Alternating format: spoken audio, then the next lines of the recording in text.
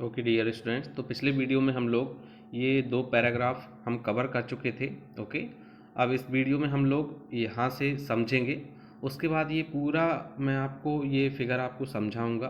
Okay, but उससे पहले हम लोग ये पैराग्राफ कवर कर लें। Okay, then 6 hours saved every year are added to make one day। जो आपको पता है, मैंने अभी आपको बताया भी था कि हमारी जो धरती है वो एक पूरे रेवोल्यूशन में कितना समय लेती है, 365 दिन और 6 घंटे। ओके, अब ये 6 घंटे हम एक्स्ट्रा हर साल के जोड़ करके जब हम ये 6 घंटे 4 साल तक जोड़ेंगे तो 6 4 कितना होता है, 24। इट मीन्स दैट एक दिन बन जाएगा 4 साल में। ओके, तो ये 6 घंटे हम हर साल के जोड़ के, ओके, जब ये 6 घंटे हर साल जुड़ते जाते हैं तो ये चौथे साल में 24 घंटे हो जाते हैं। ओके, इसलिए हर चौथे साल में जो फरवरी होती है वो 29 दिन की होती है, एक दिन एक्स्ट्रा बढ़ जाता है ना। ओके, और हर चौथे साल में जो साल होता है, साल में कितने दिन होते हैं, 365 की जगह कितने दिन हो जाते हैं फिर, 366 दिन, 366 डेज। ओके, आप समझ में आया एक दिन वो कैसे बढ़ता है, क्योंकि हर साल जो हमारी धरती होती है, हमारी जो पृथ्वी होती है, वो एक चक्कर पूरा करने में कितना समय लेती है, 365 दिन 6 घंटे। अब ये 6 घंटे हम लोग हर साल के अलग कर देते हैं, नेग्लेक्ट कर देते हैं इनको। ओके, इग्नोर कर देते हैं। ओके, अपनी सुविधा के लिए, सेक ऑफ कन्वीनियंस के लिए, हम अपनी सुविधा के लिए हम इनको अलग कर देते हैं, मानते नहीं हैं। ओके, बट हम इनको जोड़ते जाते हैं। अब ये जो 6 घंटे 4 साल तक जब हम जोड़ेंगे तो ये 24 घंटे हो जाएंगे। 24 घंटे इट मीन्स दैट एक दिन। इसलिए हर 4 साल में जो फरवरी होती है वो कितने दिन की होती है, 29 दिन की, 28 दिन की जगह। ओके, नाउ अब हम इसको अच्छे से समझेंगे। Now 6 hours saved every year are added to make one day, okay, over a span of 4 years। span means होता है अवधि। Okay, getting my point.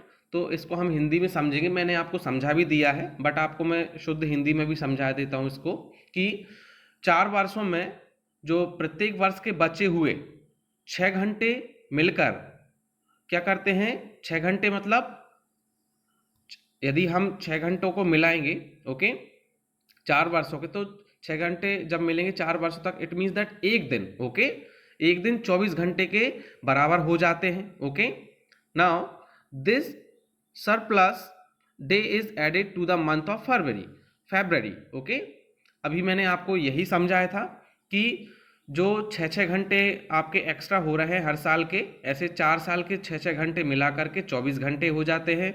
24 घंटे मिलकर के एक दिन बनता है, और वो दिन किस मंथ में ऐड किया जाता है, in the month of February. Okay, फरवरी के महीने में उस एक दिन को ऐड किया जाता है। दस every year, every 4th year, हर चौथे साल, okay, February is of 29 days instead of, instead means होता है के बजाय या फिर के बदले, इंस्टीड ऑफ 28 डेज, मतलब हर चौथे साल जो फरवरी होती है 28 दिन की बजाय 29 दिन की होती है। Okay, such a year with 366 days is called a leap year.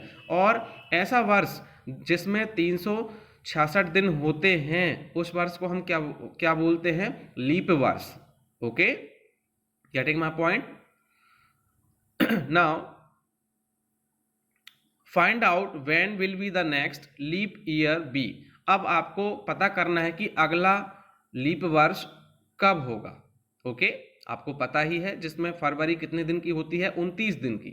Okay, और जिस वर्ष लीप वर्ष होता है उस वर्ष साल में कितने दिन होते हैं, 365 की जगह 366 दिन, क्योंकि जो लीप वर्ष होता है वो 366 दिन का होता है। Okay, 366 days. Okay, now from the figure 3.3 it is clear that the earth is going around the sun in an elliptical orbit। it means that आपको इस फिगर से देखने में समझ में आ गया होगा कि जो पृथ्वी है वो सूर्य के चारों, यहाँ पर देखो सूर्य सन यहाँ पर बीच में है, तो जो पृथ्वी है सूर्य के चारों ओर अंडाकार कक्षा में घूम रही है। ओके, या अंडाकार कक्षा में ये मूव हो रही है। ओके, आप देख भी सकते हैं इलेप्टिकल ऑर्बिट मीन्स होता है अंडाकार कक्षा, या फिर आप अंडाकार पाथ भी बोल सकते हैं, रास्ता। ओके, तो जो आप देख सकते हैं इस फिगर में कि जो पृथ्वी होती है सूर्य के चारों ओर अंडाकार कक्षा में घूमती है। ओके, घूम रही है। Now notice that through out its orbit the earth is inclined in the same direction. It means that कि आपने ध्यान दिया है कि पूरे कक्षा में जो पृथ्वी होती है वो एक ही दिशा में झुकी हुई है। ओके, देखो आप, जैसे कि यहाँ पर भी देखें आप, झुकी हुई कैसे आप समझेंगे। देखो इंक्लाइंड लाइन यहाँ भी दिख रही है, इंक्लाइंड लाइन ये झुकी हुई। इंक्लाइंड मीन्स होता है थोड़ा झुका हुआ, यहाँ पर भी दिख रही है, बीच से देखो यहाँ पर भी दिख रही है, यहाँ पर भी दिख रही है। इट मीन्स दैट ये जो पूरा रास्ता होता है उसमें पृथ्वी एक ही डायरेक्शन में झुकी हुई रहती है। Okay, now a year is usually divided into summer, winter, spring, autumn. Okay, अब देखो जो ईयर होता है, जो साल होता है, उसको हम विभाजित कर सकते हैं कितने पार्ट में। समर को हम ग्रीष्म ऋतु बोलते हैं या फिर गर्मी। ओके, विंटर को हम शीत ऋतु भी बोलते हैं। ओके, या फिर सर्दी भी बोलते हैं हम। ओके, स्प्रिंग को हम वसंत ऋतु बोलते हैं। ओके, देन ऑटम को हम पतझड़ या फिर शरद ऋतु भी बोलते हैं। ओके, तो ऐसे करके कितने सीजन्स में हमने एक साल को बांट दिया, 1 2 3 4 सीजन्स में हमने एक साल को बांट दिया। इट मीन्स दैट एक साल में 4 सीजन हो रहे हैं। Okay, now seasons change. अब जो सीजन्स होते हैं वो क्यों चेंज होते हैं? Seasons change due to the change in the position of the earth around the sun. अब सीजन्स क्यों चेंज होते हैं? क्योंकि जो अर्थ की पोजीशन है वो सूर्य के चारों ओर चेंज होते रहती है। आप देखें यहाँ से घूमते हुए जा रही है, यहाँ थोड़ी दूरी ज़्यादा बढ़ गई, फिर जैसे ही यहाँ पर दूरी ज़्यादा बढ़ गई, इट मीन्स दैट यहाँ पर ठंड पड़ने लगेगी आप। ओके, क्योंकि सूर्य की जो किरणें हैं उनको धरती तक पहुँचने में ज़्यादा समय लग रहा है और बहुत कम मात्रा में पहुँच रही हैं। ओके, और जैसे ही यहाँ पर पास में आएगी, देखिए यहाँ से बहुत ज़्यादा पास में आ गई, इट मीन्स दैट यहाँ पर गर्मी पड़ने लगेगी, क्योंकि सूर्य से जो पृथ्वी की दूरी है वो बहुत कम गई है। देखो आप, ओके, बहुत कम गई है, तो इसका मतलब ये है कि यहाँ पर जो सूर्य की किरणें हैं बहुत ज़्यादा मात्रा में धरती पर आएंगी और धरती के बहुत ज़्यादा पास होने के कारण हमारी धरती को जो सूर्य की किरणें हैं बहुत ज़्यादा गर्म करेंगी, इस वजह से गर्मी पड़ने लगती। फिर आप यहाँ देखें दूर होने लगता है। तो इस तरीके से जो सीजन्स भी होते हैं, इसी प्रकार से जो पृथ्वी की जो रेवोल्यूशन के कारण, ओके, रेवोल्यूशन के कारण पृथ्वी के जो सीजन्स होते हैं वो चेंज होते हैं। ओके, आप देख सकते हैं यहाँ पर, और मैं इस फिगर को भी समझाने का बोल रहा था।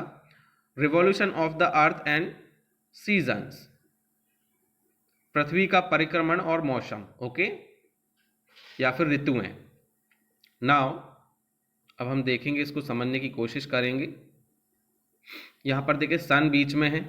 ओके, ये आपके यहाँ पर जो डायरेक्शन, जो पृथ्वी है इस डायरेक्शन में घूमती है, एलिप्टिकल पाथ कवर करती है। ओके, अंडाकार रास्ते में ये घूमती है। ओके, यहाँ पर जो पृथ्वी की जो डिस्टेंस है वो सूर्य से बहुत कम रहती है, इस वजह से गर्मी पड़ने लगती है। और यहाँ पर देखें, यहाँ पर उसको लॉन्ग डिस्टेंस रहती है सूर्य और पृथ्वी के बीच में, इस वजह से ठंडी पड़ती है। ओके,